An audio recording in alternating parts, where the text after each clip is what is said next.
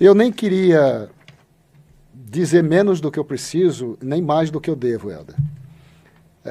Hoje, às vezes, tem coisas que a gente não pode dizer aqui no programa, e são coisas que a gente diz no particular, em conversas particulares com amigos e tudo. Mas eu vou me atrever a fazer um comentário, gastando meu 1 minuto que eu tinha dado a vocês aqui, fazendo isso hoje. Nós vivemos hoje num país em que uma pessoa é presa por corrupção, passa 500 dias preso e depois, por uma filigrama jurídica dizendo que ele não deveria ser julgado em Curitiba e sim em Brasília, ele acaba sendo liberado e vira presidente da República.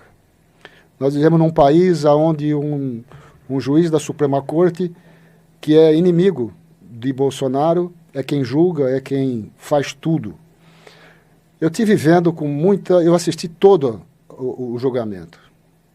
A fala de Alexandre de Moraes. E aí, esse nosso vídeo é sempre gravado, pode chegar até no ouvido dele, eu não sei, mas é de um cidadão, não é do apresentador do programa não, é de um cidadão que está indignado com uma coisa. A maneira como ele fala, a maneira como ele participa do julgamento, a maneira que ele fala com ódio. Existem grandes juristas, como Ives Ganda Martins, que fala macio, que a fala dele já é respeitada pelo tom de voz. O Alexandre de Moraes ele tem uma personalidade muito agressiva para ser juiz da Suprema Corte. Ele não me representa como juiz da Suprema Corte. Poucos representam. E isso é um sentimento que eu tenho visto na população de um modo geral. Aquele Sebastião disse que eles são muito odiados. São muito mais que isso. Por causa de quê? Porque eles querem fazer a parte política. E agora nós estamos vendo na imprensa, várias pessoas da imprensa, da CBN, da Globo News, dizendo que o Alexandre de Moraes, por um pronunciamento do Kassab, de que o Kassab era a favor da anistia, ele volta com um processo lá atrás, de 1º grau, que já tinha sido o entendimento que ele ia ser julgado no 1º grau, e volta para o Supremo para fazer moeda de troca. Isso é dito pela imprensa, que existe troca de ameaças. O que eu estou te falando aqui não é eu que estou comentando. A própria imprensa está dizendo que o as debaixo da manga de Alexandre de Moraes é ter botado o processo de Kassab para votar em 2º grau. Como é que eu posso acreditar num país desse? Como é que um menino como o Enzo, que está estudando Direito, com 18 anos de idade, tudo que ele está aprendendo não está valendo nada? O que está passando para as novas gerações?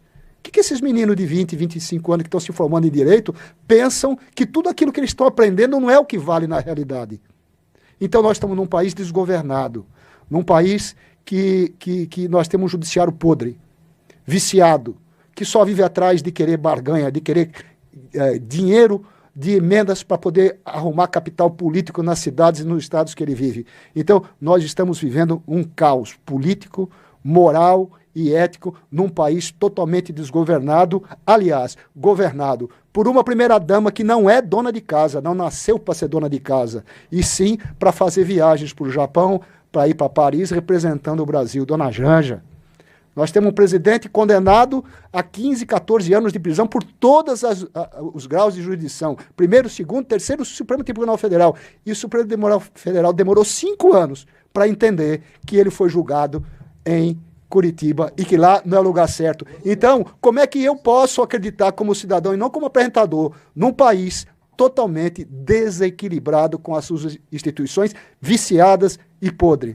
Muito boa noite a todos vocês. Até a próxima, dia 7, se Deus quiser.